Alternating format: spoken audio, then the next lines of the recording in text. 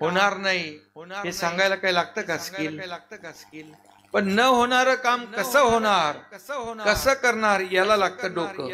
मग अधिकाऱ्यांना मी ते सांगायचो, जे होणार आहे ते कोणी पण करतो, मला न होणारं काम कायद्याच्या चौकटीत बसवून, नियमात बसवून मला पाहिजे आणि माझ्या सर्वसामान्य जनतेसाठी पाहिजे. आणि म्हणून त्याच्यामध्ये मुख्यमंत्री माझी लाडकी बहीण योजना म्हणाले खूप पैसे खर्च होईल, आपल्याला हे सगळं शक्य होणार नाही.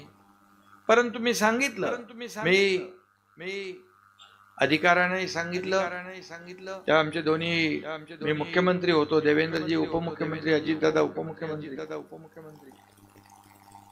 आम्ही सांगितलं, ठरवलं की मुख्यमंत्री माझी लाडकी बहीण योजना आपल्याला करायची आहे. विरोधकांनी त्याचं फार रान उठवलं, बोले चुनावी जुमला आहे. लोक म्हणाले की काय होणार नाही, कोणी कोर्टात गेलं हे बंद करायला. अरे सर्व मग म्हणाले 1500 रुपये काय देताय, आणि तेच निवडणुकीमध्ये म्हणाले आम्ही 2000 देतो. लोकांना माहित आहे माझ्या लाडक्या बहिणींच्या खात्यामध्ये आम्ही लोकांना वाटत होतं की फक्त काय होईल, घोषणा होईल, पैसे मिळणार नाहीत, नंतर निवडणुकीनंतर मिळतील. परंतु आम्ही दिलेला शब्द पाळणारे आहोत आणि माझ्या लाडक्या बहिणींच्या खात्यात पैसे जमा झाले.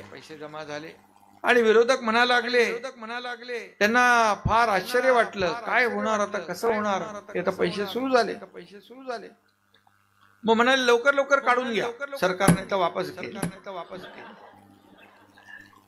अरे इथं देना बँक आहे, लेना बँक नाही. आम्ही देणारे आहोत आणि